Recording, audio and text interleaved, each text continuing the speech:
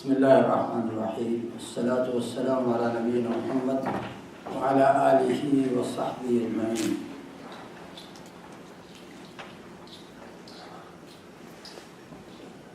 This evening's speech is about lessons from Bani Israil, from Surah Bani Israil, Surah Al-Isra. And when we talk about Bani Israil, we are talking about us, about this ummah. Because Bani Israil were Muslims and they had great Anbiya like Yaqub alayhi salam, Yusuf alayhi salam, and then Dawood and Sulaiman, and before them Sayyidina Musa alayhi salam. So it is a story of our story. And when we speak about Al-Qudus or Baytul Maqdis, to which all three major religions belong, Judaism, Christianity and Islam. It is also a discussion about our own city, about our own place. So nobody should be offended when we speak about the history. History got something sweet and sometimes something bitter as well. So when we are speaking about the history, it is a mirror in which we can see ourselves. So this is why I have to clarify it right from the beginning that here we are to take some lessons from the Ummah, one Ummah Bani Israil which were before us, and we are the successors to that Ummah. So we are speaking about a Muslim nation which is mentioned in the Quran with very glorified ayat. So today we have to speak about the verses of Surah Al-Isra from 4 to 8 and one verse in the end of Surah Al-Isra which is 104. So let me read these verses first with translation. أعوذ بالله من الشيطان الرجيم بسم الله الرحمن الرحيم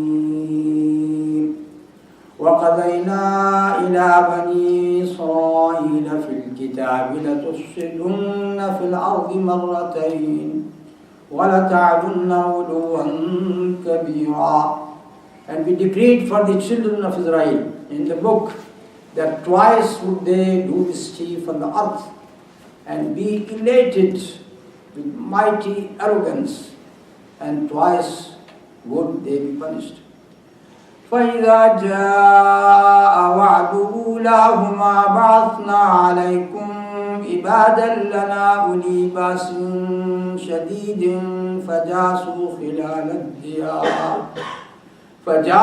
خِلَالَ الدِّيَارِ وَكَانَ وَعْدًا مَفْعُولًا. When the first of the warnings came to pass, we sent against you our servants, given to terrible warfare. They entered the very inmost parts of your homes, and it was warning completely fulfilled. ثُمَّ رَدَدْنَا لَكُمُ الْكَرَّةَ عَلَيْهِمْ وَأَمْدَدْنَاكُمْ بِأَمْوَالٍ وَبَنِينَ وَجَعَلْنَاكُمْ أَكْثَرَ نَفِيرًا. Then did we grant you victory over them. We gave you increase in resources and sons, and made you the more numerous in manpower. إِنْ أَحْسَنْتُمْ أَحْسَنْتُمْ لِأَنفُسِكُمْ وَإِنْ أَسَأْتُمْ فَلَهَا وَإِذَا جَاءَ وَعْدُ الْآخِرَةِ لِيَسُوءُوا وُجُوهَكُمْ وَلِيَدْخُلُوا الْمَسْجِدَ كَمَا دَخَلُوهُ أَوَّلَ مَرَّةٍ وَلِيُتَبِّرُوا مَا عَلَوْهُ تَتْبِيرًا. If ye did well for yourselves. If ye did evil, ye did it against yourselves. So when the second of the warnings came to pass, we permitted your enemies to disfigure your faces and to enter your temple as they had entered it before, and to visit with destruction all that fell into their power. عَسَىٰ رَبُّكُمْ أَن يَرْحَمَكُمْ وَإِنْ عُدْتُمْ عُدْنَا وَجَعَلْنَا جَهَنَّمَ لِلْكَافِرِينَ حَصِيرًا.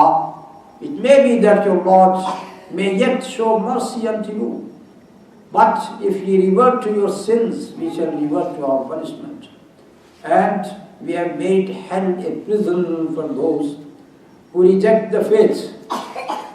And then the ayah number 104, فَإِذَا جَاءَ وَعْدُ الْآخِرَةِ جِئْنَا بِكُمْ لَفِيفًا.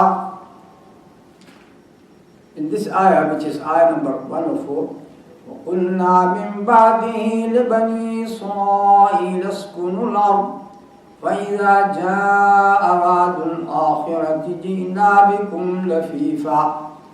And we said thereafter to the children of Israel, dwell securely in the lands of promise. But when the second of the warnings came to pass, we gathered you together in a mingled crowd.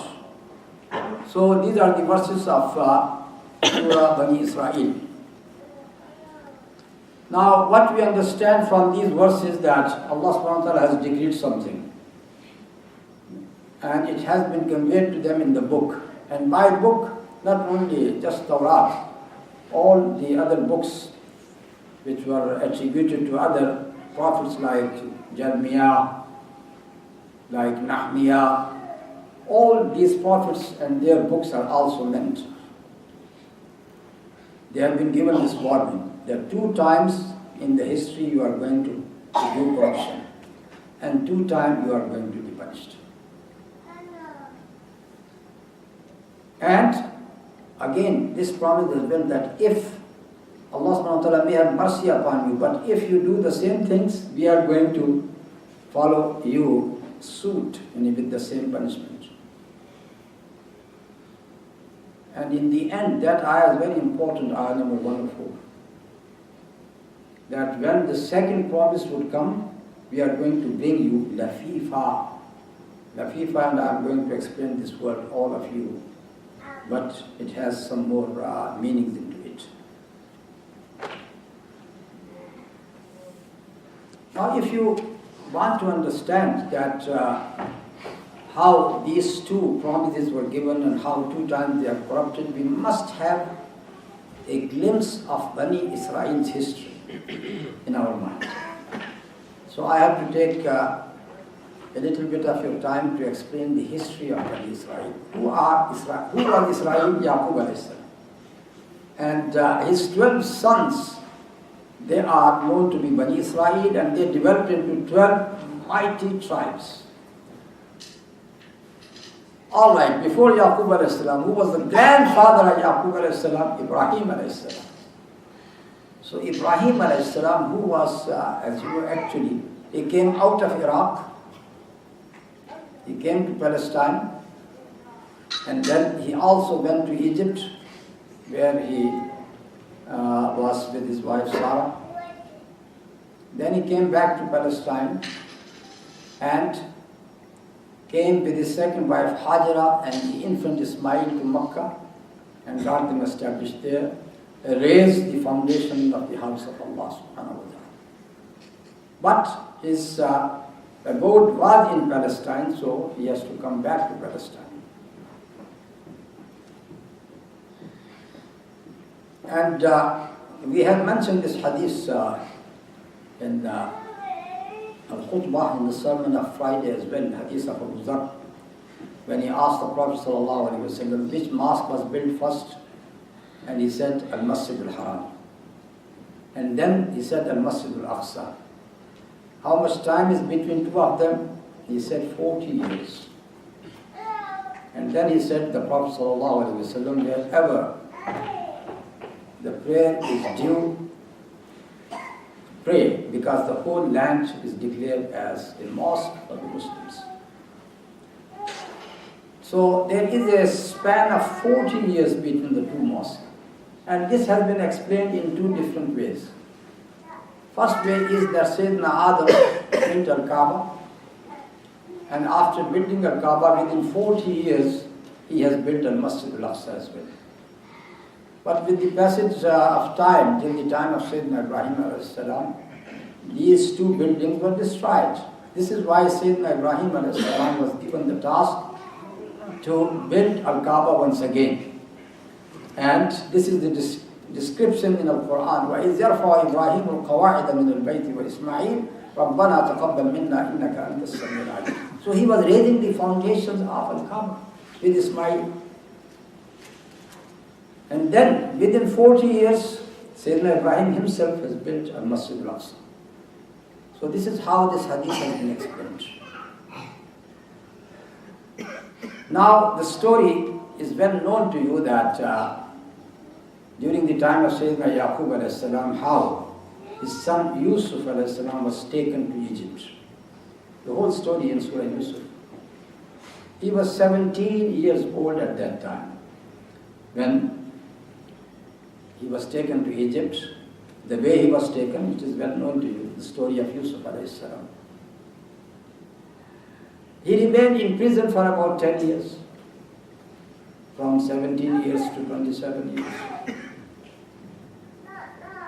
Around the age of 30, he was given that high post, you can say the Grand Minister of Egypt.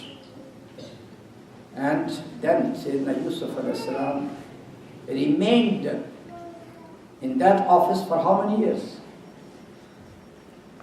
He became that Grand Minister at the age of 30. So, and his age is 110 years. 110 years. For 80 years, he was ruling Egypt. And during that time, he asked his father Yaqub and his family to come to Egypt and settle there. So they all came. At that time, there were only 68 persons, just 68. And they lived in Egypt for how long? For 430 years, in which they had to multiply, and they were turned into hundreds of thousands. In the beginning, they were rulers, but in the end, they became slaves of the Coptics, the people of Egypt. And this is how, when they were turned into slaves, then they have to work for Fara'ina, for Fir'aun. And then Allah subhanahu wa ta'ala sent to them Musa alayhi salam to liberate them. So Musa alayhi salam liberated them. He brought them to the desert of Sinai. Fir'aun was drowned in the sea, and Bani Israil were saved. And this is why Allah subhanahu wa ta'ala has reminded them of His favor. Ya Bani Israil askuru ni'mati allati an'amtu alaykum wa anni faddaltukum ala al-alamin.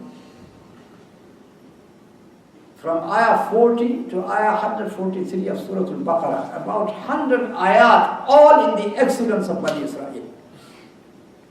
And also some ayat about Sayyidina Ibrahim alayhi salam. Showing very clearly that they were all Muslims. وَمَنْ يَرْغَبُ عَنْ مِلَّةِ إِبْرَاهِيمَ إِلَّا مَنْ صَفِيَ نَفْسَهُ وَلَقَدْ اصْطَفَيْنَاهُ فِي الدُّنْيَا وَإِنَّهُ فِي الْآخِرَةِ لَمِنَ الصَّالِحِينَ إِذْ قَالَ لَهُ رَبُّهُ أَسْلِمْ قَالَ أَسْلَمْتُ لِرَبِّ الْعَالَمِينَ وَوَصَّى بِهَا إِبْرَاهِيمُ بَنِيهِ وَيَعْقُوبَ يَا بَنِيَّ إِنَّ اللَّهَ اصْطَفَى لَكُمُ الدِّينَ فَلَا تَمُوتُنَّ إِلَّا وَأَنْتُمْ مُسْلِمُونَ أَمْ كُنْتُمْ شُهَدَاءَ إِذْ حَضَرَ يَعْقُوبَ الْمَوْتُ إِذْ قَالَ لِبَنِيهِ مَا تَعْبُدُونَ مِنْ بَعْدِي قَالُوا نَعْبُدُ إِلَٰهَكَ وَإِلَٰهَ آبَائِكَ إِبْرَاهِيمَ وَإِسْحَاقَ وَإِسْمَاعِيلَ إِلَٰهًا وَاحِدًا وَنَحْنُ لَهُ مسلمون. They were all Muslims.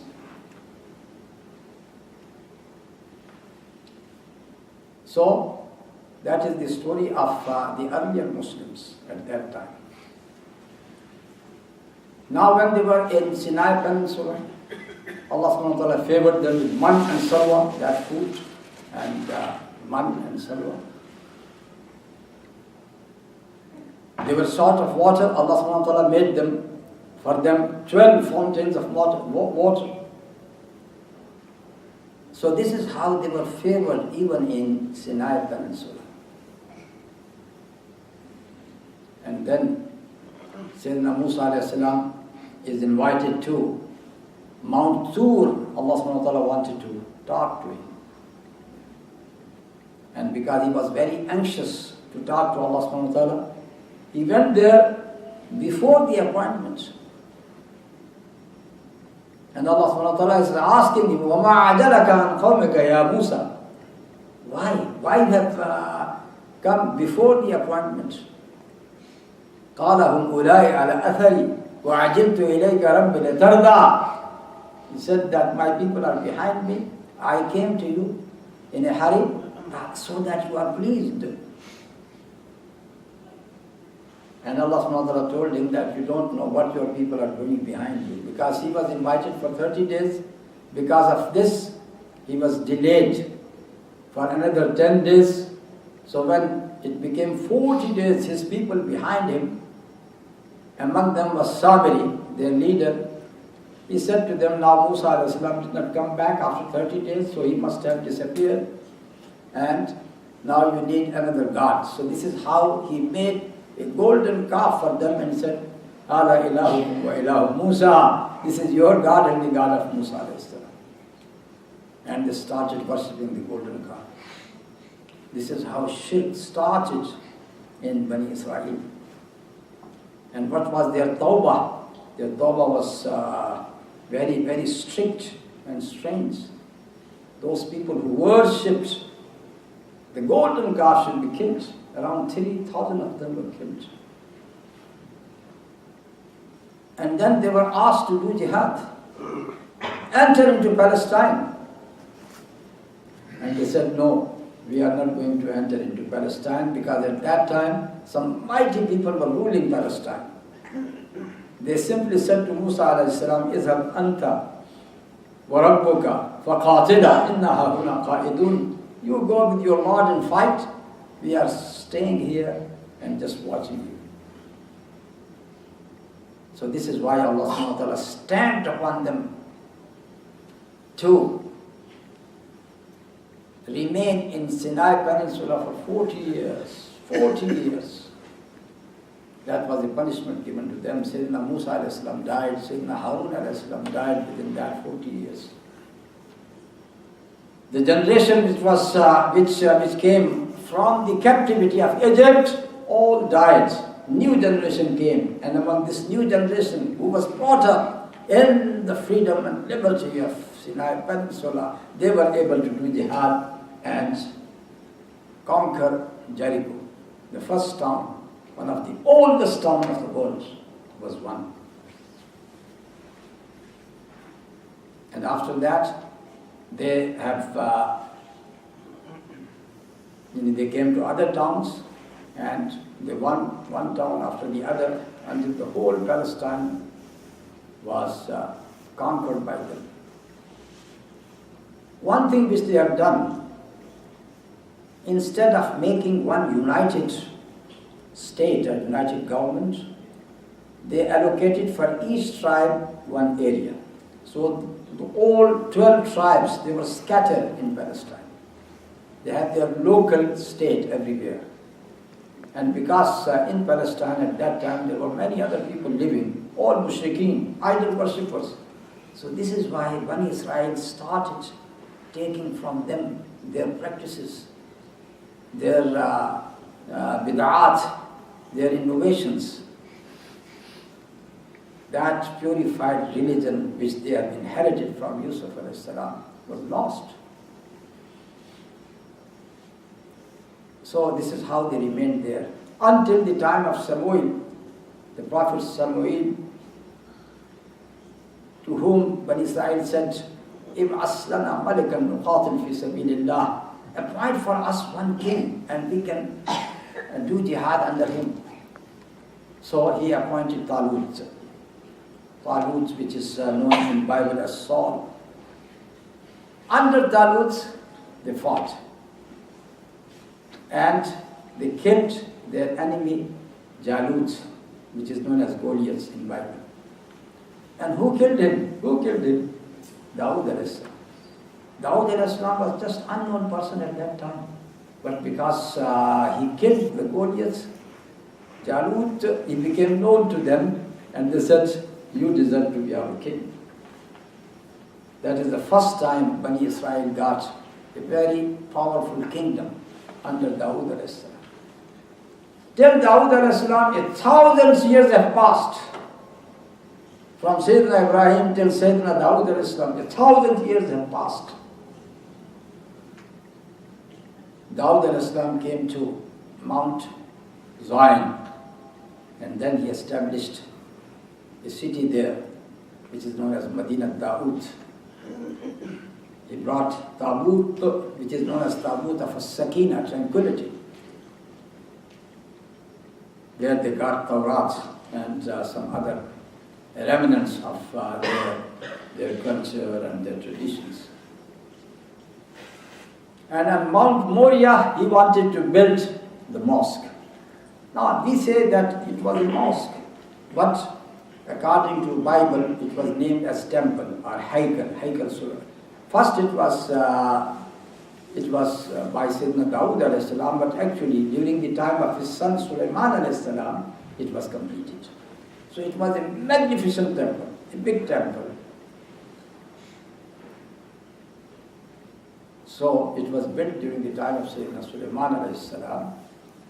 Now Sayyidina Sulaiman alayhi salam died in 1975 before Christ. 1975 before Christ. After Sulaiman alayhi salam, his kingdom was divided into two countries, or two states. One in the north, one in the south. Because now they are no more united, they are fighting each other. 10 tribes together in the north, and they named their state Israil. And their capital was Samara, also known as Shakim. Now it is known as Nablus. So Samira was the capital of Israel. And it was a state for the 10 tribes. In south, there was the other state which is known as Yehudiya, with the capital Jerusalem or Orshalim. Actually, it is Orshalim or Orsalim, but as you know that this is an English practice to add J before Alif or Ya.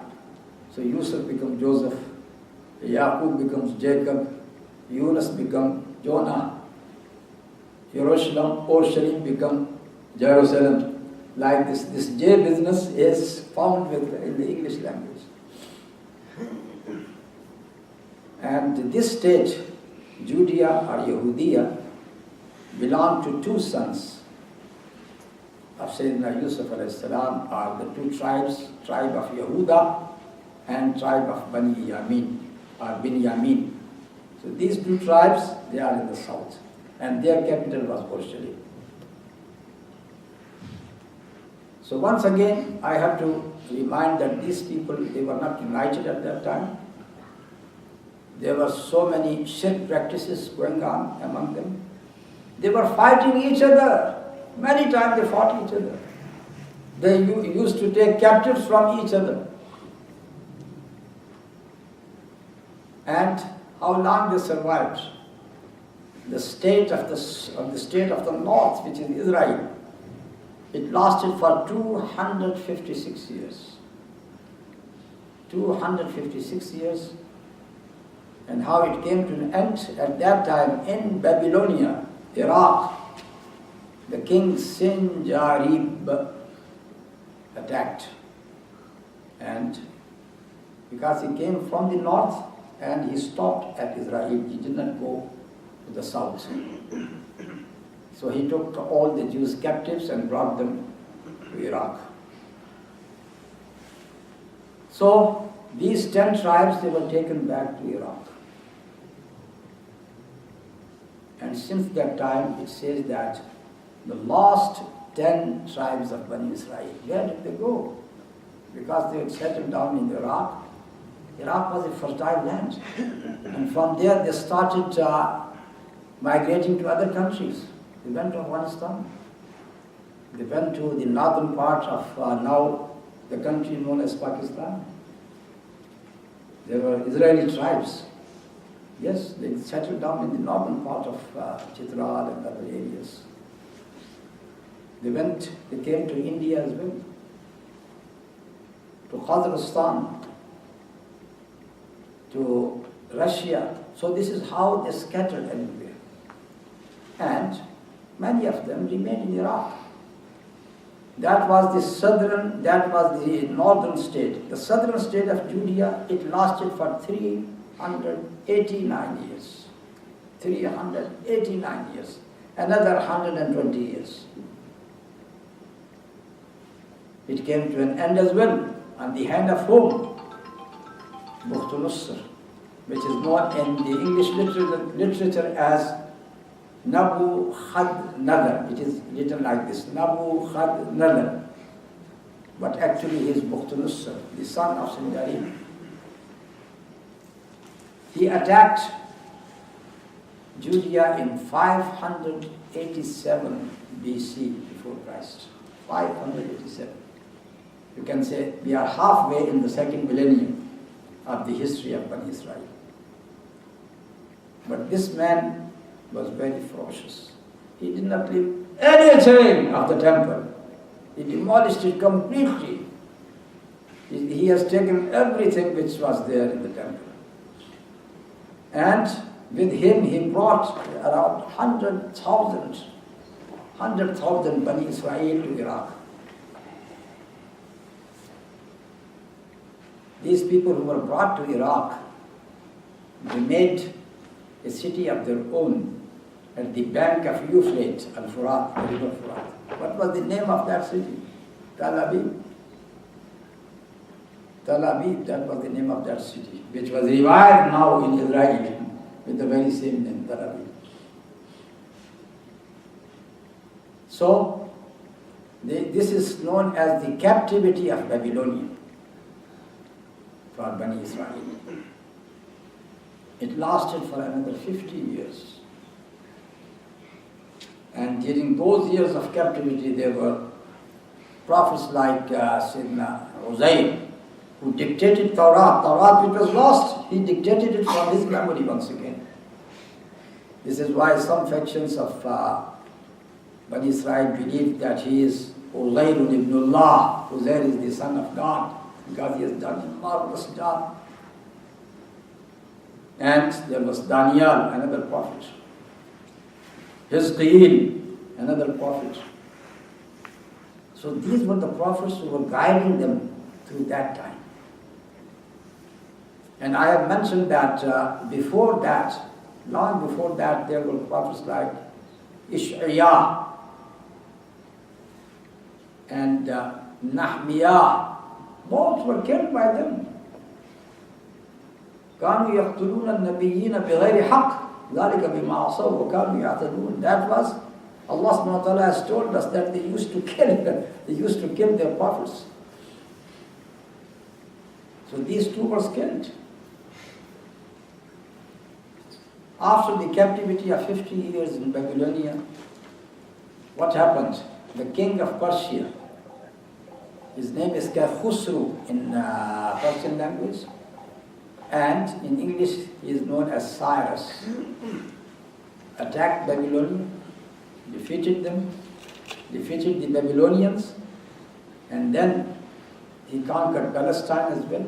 So it means the Babylonian rule came to an end and Persian rule started. So this Persian rule, during this Persian rule, he brought Bani Israel back to Palestine. So after 50 years of captivity, they came to Jerusalem once again, and they started building the temple once again.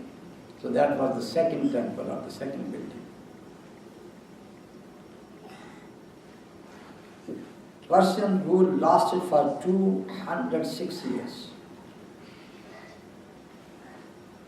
After that, who came? That place was invaded by all the people who came after them. Greeks, Alexander the Great, he went there as well.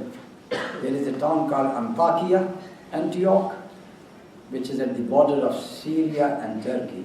That was their seat of power, and from there they used to attack. So they took over Palestine, and they were very cruel. They did not allow Bani Israel many practices. Circumcision of the children, banned. Reading of Torah, banned. So many other practices, banned. So this rule lasted for 166 years of the Greeks. And then once again, among Bani Israel, there was a family of a rabbi called Maccabi with his 5 sons. They were able to rebel against them, and they were able to capture the rule. So this is how once again, under Maccabiyin or Maccabi state, they ruled once again for another 93 years. Now we are approaching till the time of Sayyidina al-Masih alayhi salam. Only 68 years are left till the birth of Sayyidina al-Masih alayhi salam, when their rule came to an end and Romans came in. During the time of Romans, Sayyidina al-Masih alayhi salam was born. The whole time of Sayyidina al-Masih alayhi salam is just 30 years of his life. The governor of Palestine, or the governor of Jerusalem, was Pontius Pilatus. During his time, these people, now they are known as Jews as well, they wanted to kill Sayyidina al-Masih alayhi salam because they thought that he is not the right Messiah. He is the wrong one. They did not believe in him. So this is why even this Pontius Pilatus, that was their festival day, and he asked them that I can free one person on that day. So there was this robber who was caught, and there was Sayyidina al-Masih who was brought for crucifixion. He said, just tell me, whom should I free and whom should I crucify? So what was their answer? They said, free that robber, but crucify al-Messiah. So this is how they were so enemy to Sayyidina al-Masih alayhi salam.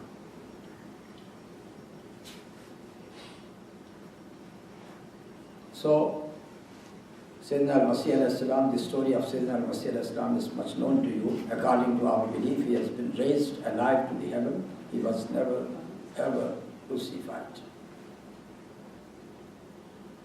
But these people, still they were there, and they were rebelling against the rule from time to time. This is why eventually the Roman Empire sent their commander Titus, who came in 70 AD, now this is after Christ. And he devastated Jerusalem once again. He devastated the Second Temple. Nothing was left of Second Temple except one wall. And that wall is known as the Wailing Wall, Hayatul Mabka. It is still there. Only just one wall was left. Though Jews were punished at that time, but they were still there. Until 135, in the times of the Roman Emperor Hadrian, he said, no more. These people don't deserve to be there. So he expelled them all, took many of them in hundreds of thousands to Rome. And this is how not a single person was left there. And this is known as the Jewish diaspora, that they have been scattered throughout the land. He even put the salt on the land so they can't grow anything in the land.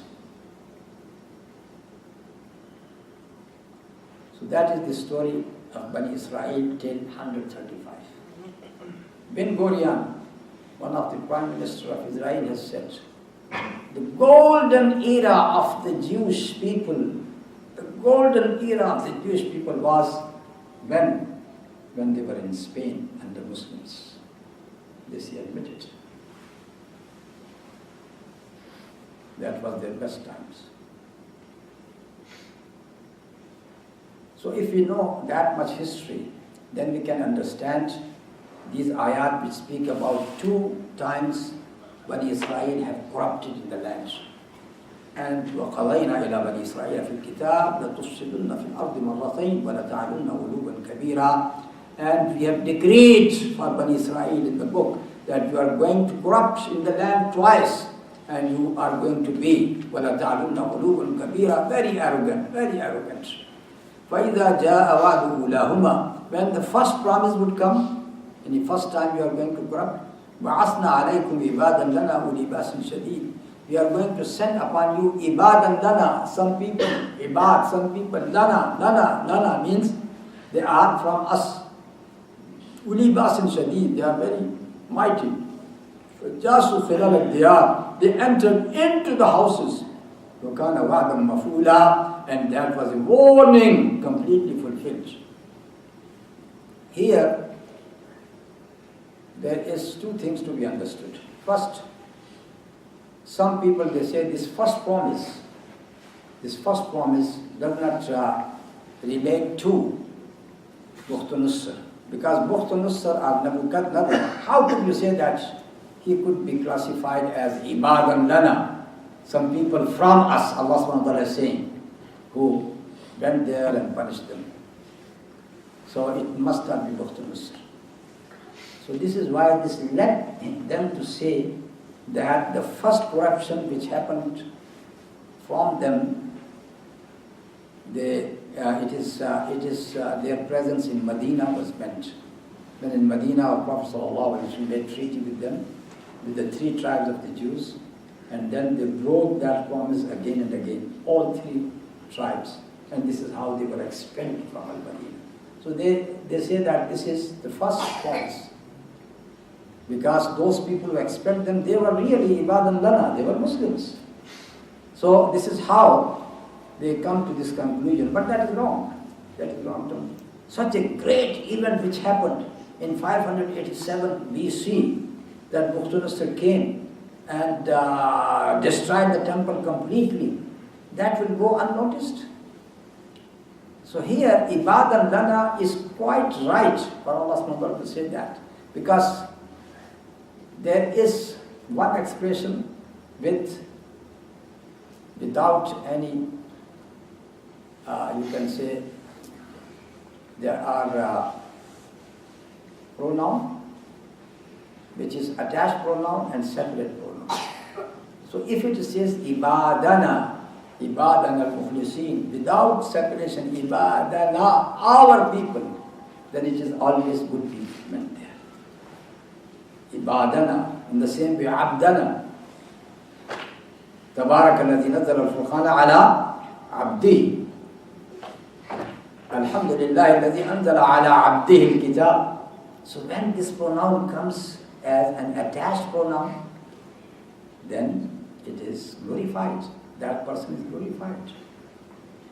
But here it is not coming as an attached pronoun, it is coming as a separate pronoun. Ibadan lana, people for us, means these people, they were working for us. We have established them to do a job. Of course, every person belongs to Allah subhanahu wa ta'ala. Muslims, kafir, everyone belongs to Him. So by saying ibadan lana, it is very much manifest that they were the forces which were sent by Allah subhanahu wa ta'ala. And Allah subhanahu wa ta'ala is not saying there that these ibad, they were mukhlasin, they were mu'mineen. He did not say that. Only one character, uli basin shadid. They got great power, great power. And this word uli basin shadid, it has been mentioned by the Queen of Sheba as well. The Queen of Sheba, I said when she was consulting his commanders after receiving the letter of Sayyidina Sulaiman alayhi salam, what should I do? What did they say? They said, قَالُوا نَحْنُ أُولُو قُوَّةٍ وَأُولُو بَأْسٍ شَدِيدٍ. Same word, نَحْنُ أُولُو قُوَّةٍ وَأُولُو بَأْسٍ شَدِيدٍ. We are the people of power and great power. And it is also mentioned in Surah Al-Hadid, the character of the iron. وَأَنزَلْنَا الْحَدِيدَ فِيهِ بَأْسٌ شَدِيدٌ. And we have brought down the iron, and there is a lot of strength into it. So this word Basun Shadid, it does not mean that they should be Muslims. So now there is no confusion here. Ibad al-Lana means they were forces sent by Allah subhanahu wa ta'ala. فَجَاسُوا خِلَالَ الدِّيَارِ. And then they entered into the houses. وَكَانَ وَعْدًا مَفْعُولًا. And this wa'd, or this promise, was fulfilled. So when these ayat were revealed to our Prophet ﷺ, and you know that this is about Al-Isra wal-Mi'raj, Al-Isra. And Isra, the night journey of the Prophet ﷺ happened 3 years before his migration to Medina. So if we take that, no, Bukhtul Nasr is not meant. The 3 tribes of Jews are meant. So that event did not happen at that time. So this is why it is quite right to say, like all the Mufassirin who say that this first happening was during the time of Bukhtul. Yes, now we can contest about the second promise. Before we come to the second promise, Allah subhanahu wa ta'ala said, ثُمَّ رَدَدْنَا لَكُمُ الْكَرَّةَ عَلَيْهِ. And after they came back from the captivity of Babylonia, we have given you another chance against your enemies. وَأَمْدَدْنَاكُمْ بِأَمْوَالٍ وَبَنِينَ. And we helped you with wealth and children. وَجَعَلْنَاكُمْ أَكْثَرَ نَفِيرًا. And we have made you in a multiplied manpower. In ahsantum ahsantum li anfusikum. If you do good, you will do it for yourselves. For example, when they have done good for themselves, they got mighty states, like the state of Sayyidina Dawood, Sayyidina Sulaiman alayhi salam. And if you do bad, وَإِنْ أَسَاتُمْ فَلَهَا. And this is again for you as well. Now comes this second ayah, which is very important, which is about the second promise. وَإِذَا جَاءَ وَعْدُ الْآخِرَةِ.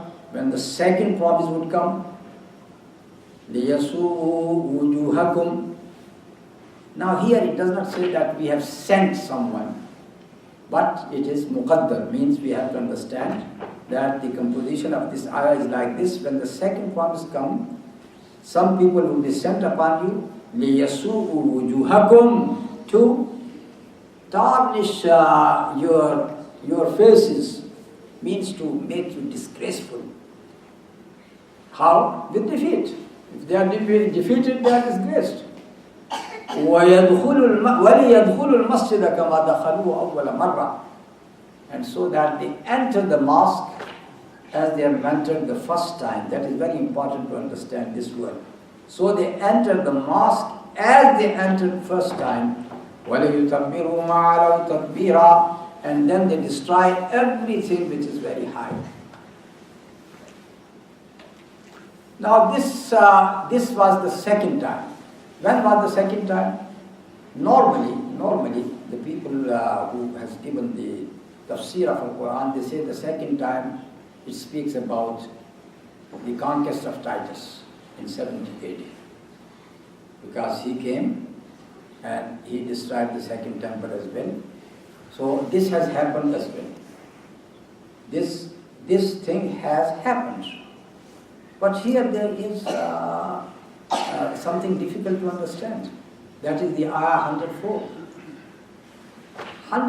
The ayah 104 says, وَقُلْنَا مِنْ بَعْدِهِ لِبَنِي إِسْرَائِيلَ اسْكُنُوا الْأَرْضَ. And after the advent of Musa alayhi salam, we said to Bani Israil, اسْكُنُوا الْأَرْضَ. Now populate the land. فَإِذَا جَاءَ وَعْدُ الْآخِرَةِ. Same words which are here. فَإِذَا جَاءَ وَعْدُ الْآخِرَةِ. When the second promise comes, the words are the same. فَإِذَا جَاءَ وَعْدُ الْآخِرَةِ. Four words. Same words. When the second promise comes, in the end, ayah number 104 says, جِئْنَا بِكُمْ لَفِيفًا. We are going to bring you all lafifa, all together. The word lafifa, like Jannatin alfafa, gardens, which are alfalfa, which are very thick. Lafifa actually means, when you see the gardens or the trees, that if there are many trees, they are going to mingle together high above the tree. The branches are going to mix up with each other. But their roots are different. This tree, then this tree, that, the roots are different, but they are mixing up high in the sky. That is Lafifa. That is the concept of Lafifa. So this ayah, which is فَإِذَا جَاءَ وَعْدُ الْآخِرَةِ, ayah 104, we can say that it speaks about the future. When the second promise, it did not come yet. When the second promise will come, we are going to bring you all together, because now, as you know, that Bani Israil have spread in the land. There are no more one nations. There are many nations. Many people have entered into Judaism. Have you heard about Khazar, Bilad al-Khazar? Bilad al-Khazar, which is in Caucasia. These people are Caucasian origin. These people, they entered into Judaism at a certain time in the history. Why? Because they were afraid of Christianity in the north and Islam in the south. So and both were inviting them to become Muslim. So they decided to become Jews. Why? They say that because Jews are given reference by both of them. So if we are Jews, inshallah, we would be without any danger at all. So these people, they were Jews, the Russian Jews. And this is how you find Jews in Russia as well. So it means that we are going to bring you from different roots, where? In Palestine. So it means that the second promise is still to happen, but it has started. There were no Jews after 135 AD in Palestine, no Jews at all, because they have left the Palestine. So, when Muslims have conquered Palestine, conquered Al-Qudus during the time of Sayyidina Umar radiallahu ta'ala, 16 of Hijrah and 638 of AD, Christian calendar. There were no Jews living there, there were only Christians. He has taken it from the Christians. Sayyidina Umar. There was this cathedral of resurrections there, Kanisatul Qiyam. Who gave him the keys of Jerusalem? The Archbishop of the Cathedral of Resurrection. So he took it from the Christians. So there were no Jews there. They were there, but they were allowed to just visit, but they can't stay there. And among that agreement which Sayyidina Umar has done with the Christians asked these conditions to be laid down, that Jews are only allowed to visit at daytime, but nobody can stay there at night.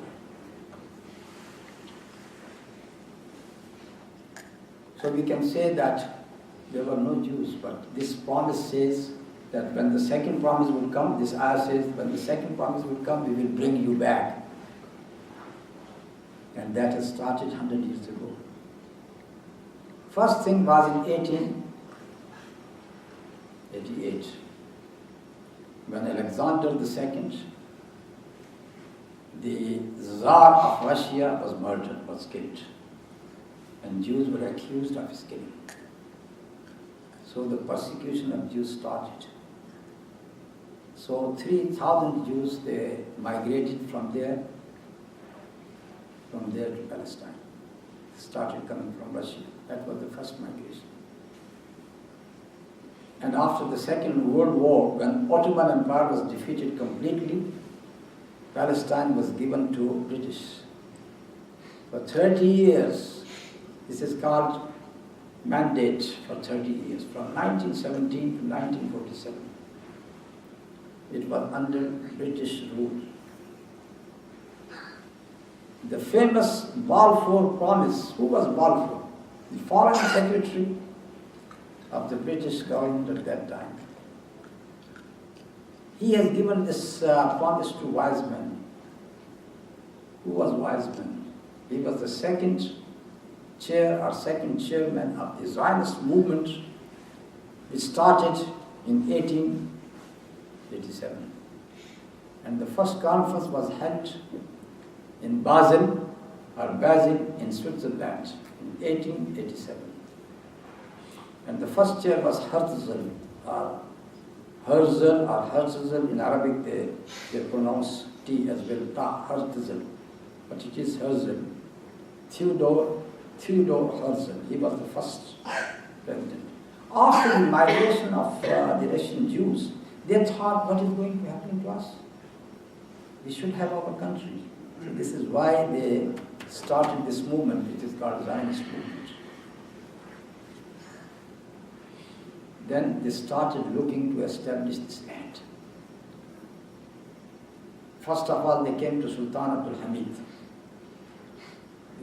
an Ottoman emperor, and said to him that we are going to pay off all your debts, 150 million lira, golden lira, all debt we are going to clear it. Just allow us to settle down in Palestine. And what did Abdul Hamid say to them? What did Abdul Hamid say to them? He said to them, Palestine is not my land, it belongs to the Muslims. And I can't give a Muslim land to anybody else. If it is going to happen, it is going to happen on my dead body. That was the answer from Abdul Hamid. So they said, oh, this man is a very dangerous man. Take him away. And they worked hard. Within years, he has to abdicate. He was removed. Because those people who worked for them, among them was Ataturk. So this is why Sultan Abdul Hamid has to leave. Herzl died in 1904. Wiseman became the second chair. His name is Wiseman, he was very wise. He came to Balfour, the Foreign Secretary of British Empire. He convinced him that we need a holy land. And Balfour said that Wiseman turned me into a Zionist. He said so. He admitted. So he gave that promise, which is the famous promise of 1917, that His Majesty's government promised you to make for you Palestine your land. And then the migration of Jews started during these 30 years from everywhere in Europe, from Poland, from Hungary, from France, from Britain, from America. All of them, they are going to Israel because they believe this is a Jewish faith. And they were very true to their faith that because Messiah is going to come there, and if we were not there, why should he come? So this is why we have to be there. So because of that belief, they started going to Palestine. They knew it is a hostile land, but still they say, no, we have to go there. In 1947, in August 1947, not in August, in November 47, the United Nations have passed these declarations to create two states in Palestine. One for Palestinian and one for Jews. And it is clearly said that Jerusalem would remain under United Nations, under the surveillance of United Nations. So if anybody is saying that Jerusalem is the capital of Israel, he has gone against the resolutions of the United Nations. And this is why it is a good gesture that 128 countries, they have voted against the American vote. 128 countries. Only 8 countries voted for the resolution that it should be the capital of Israel. And of course, these 8 countries, 3 are known, I mean America, Israel, and third might be Canada.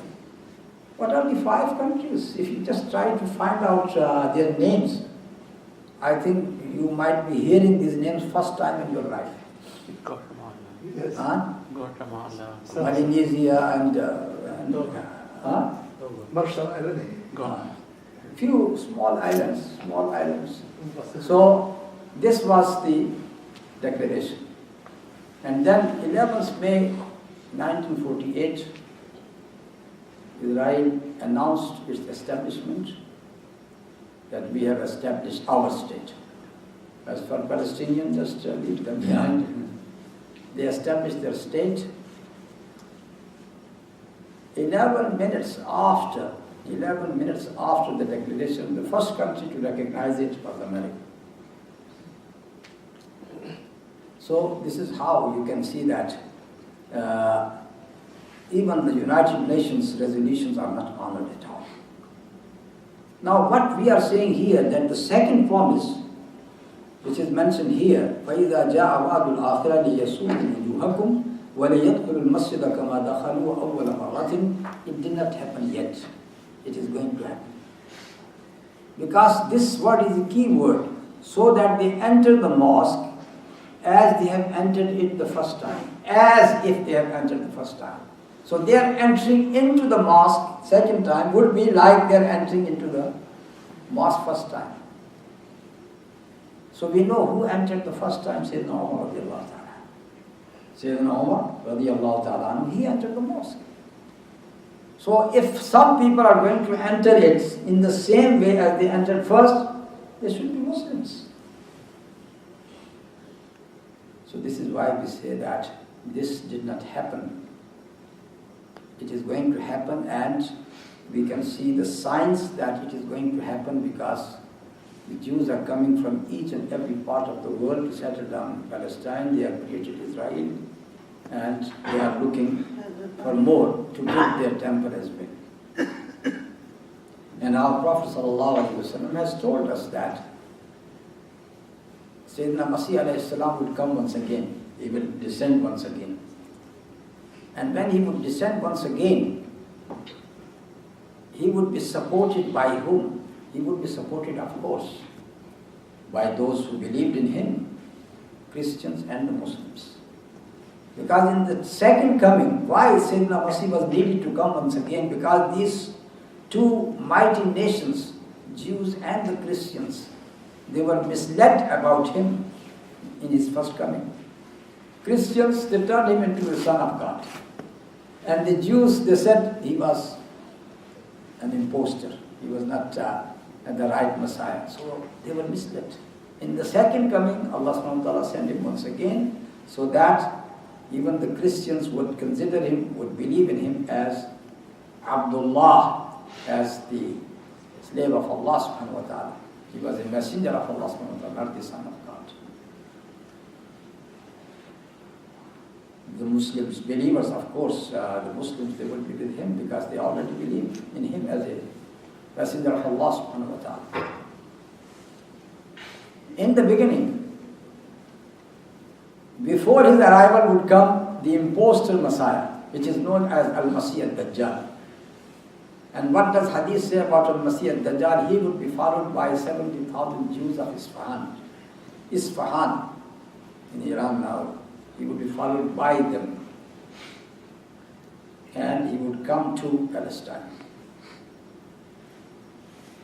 Now this last fight, a big fight, was mentioned in the Bible as well, which is known as Harmageddon.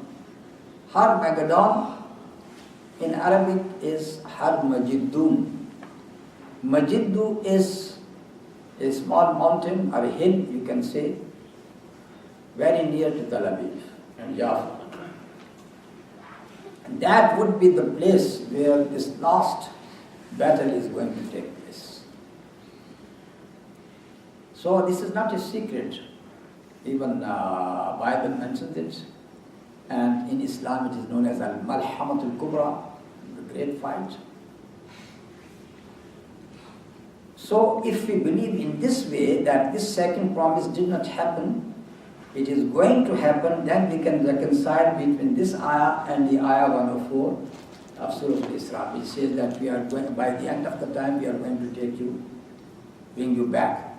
The earlier Mufassirin, they said these two promises have happened, and when you ask them about the ayah 104, they say it means فَإِذَا جَاءَ وَعْدُ الْآخِرَةِ, it means al-akhirah, the day of Qiyamah. And in al-Qiyamah, on the day of al-Qiyamah, we are going to resurrect you once again, and then there would be a justice given to you. So this is how they understood it. But that understanding does not reconcile if we take this ayah number 8, which says very clearly that فَإِذَا جَاءَ وَعْدُ الْآخِرَةِ لِيَسُوءُ وُجُوهَكُمْ وَلِيَدْخُلُوا الْمَسْجِدَ كَمَا دَخَلُوا أَوَّلَ مَرَّةٍ, the 7th ayah, that they are going to enter the mosque as they have entered before, first time. And we know that the first time who entered that was Sayyidina Umar radiyallahu ta'ala anhu.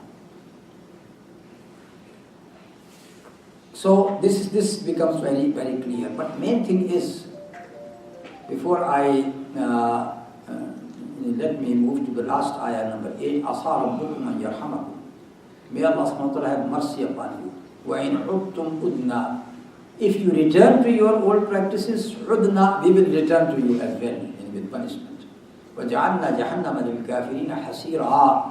And we have made Jahannam a prison for al-kafirin, for those people who deny Allah subhanahu wa ta'ala.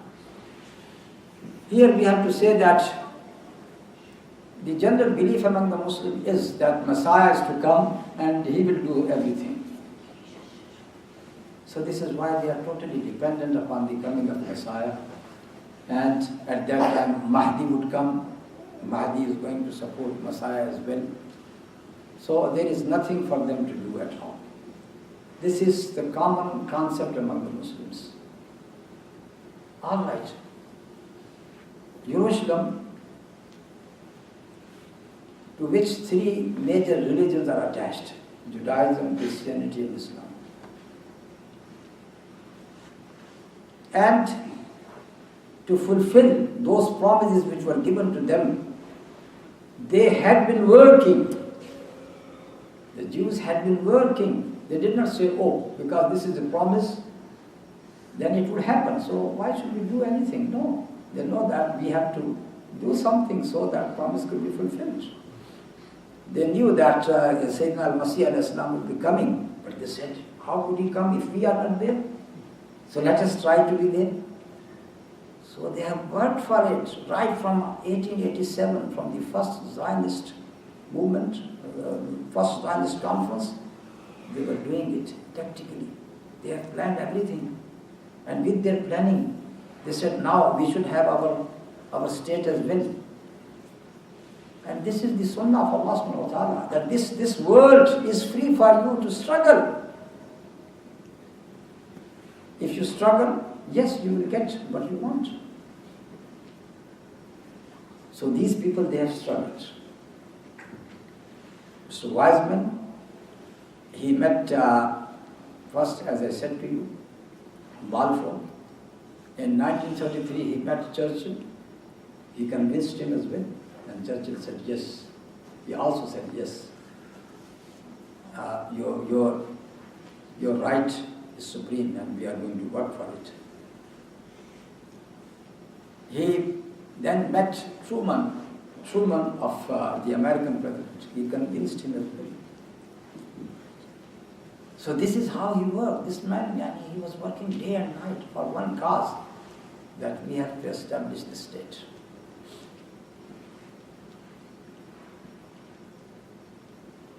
And we can say that why the Muslims failed. There is one hadith of the Prophet sallallahu alaihi wasallam: لَيَأْتِيَنَّ عَلَى أُمَّتِي مَا أَتَى عَلى بَنِي إِسْرَائِيلَ حَذْوَ الْقُوَّةِ بِالْقُوَّةِ حَذْوَ النَّعْلِ بِالنَّعْلِ. All those things which happened to Bani Israil are going to happen to my ummah as well. Just like an arrow resembles another arrow, and a shoe resembles another shoe in the pair of the shoe. You can see that Baitul Maqdis was taken away from Bani Israil twice. Twice it was taken from them. And twice it was destroyed, one by Bukhtanusar and second time by Titus. It happened twice to them. And twice it happened to the Muslims. Sayyidina Umar conquered it, and then it was taken away by the Crusaders by the end of the first millennium. And after 87 years, it was liberated by Salahuddin. And even at that time, Salahuddin and other Muslims could have thought, oh, if Allah wanted, we will come back. But Salahuddin did not do that. He said, if I have to conquer it, I must unite the Muslim Ummah at that time. He was engaged in these battles for 25 years. 25 years. Among 25 years, for 20 years, he was just uniting the Muslims who were scattered. Small emirates. He united them all. And then the last 5 years were his battles with the Crusaders. And he conquered Jerusalem. Second time, as you know, in 1967 war, it was taken away from the Muslim once again.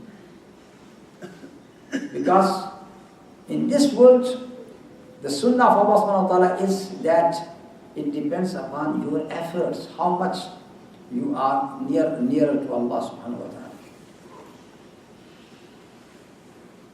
It was not a matter of Arabs or any other nation.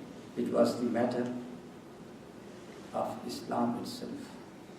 Because Sayyidina Umar, when he came from Al-Madinah, coming to Jerusalem, why? Because Firianos, the Archbishop of Al-Qudus Urushalim, said that we have read in our book that this city is going to be conquered by a very dervish type of king, a very simple person. And this is why we want to see your king, means the Caliph Sayyidina Umar. So Abu Ubaidah wrote to him, Sayyidina Umar, come, because these people are not going to give us the keys. So Sayyidina Umar came, riding on a camel with his servants. And when they were approaching the outskirts of Al-Qudus, who was riding? Because they were riding alternately. Once he is going to ride and once his slave is going to ride on the camel. So that was the turn of his slave to ride the camel when he approached the outskirts of Jerusalem, where he was received by those people.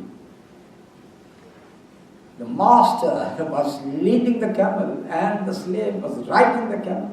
Oh, what a great, strange sight. Another thing happened. There was a pool of water. As you say, puddles. So Sayyidina Umar took his shoes, took it in his hand, and started walking into that puddle of water. Abu Ubaidah and the other Muslim commanders were there. He said, Umar, Sayyidina Umar, Amir al-Mu'mineen, what are you doing? What the people are going to think about you? And this is how Sayyidina Umar became so angry.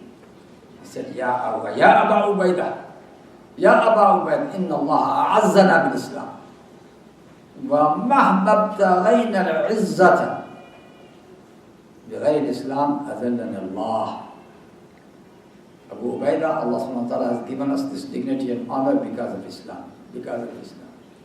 And if you want to seek this dignity and power anywhere else, أَذَلَّنَا اللَّهُ, Allah is going to disgrace us, humiliate us. And Firianos and other people, when they saw Sayyidina Umar in this way, when he came, he said, yes, this is the man we are looking for. And they gave him the keys of Al-Qudus. Who was Salahuddin, the second conqueror of Al-Qudus? Was he an Arab? No. He was from Kurdistan. He was a Kurdi. Salahuddin al-Ayyubi. And Allah subhanahu wa ta'ala made him liberator Qudus once again from the Crusaders. Because that man fought for Islam. So the lesson is very clear, very clear. And one thing we should understand that all those stories which are mentioned in the Quran,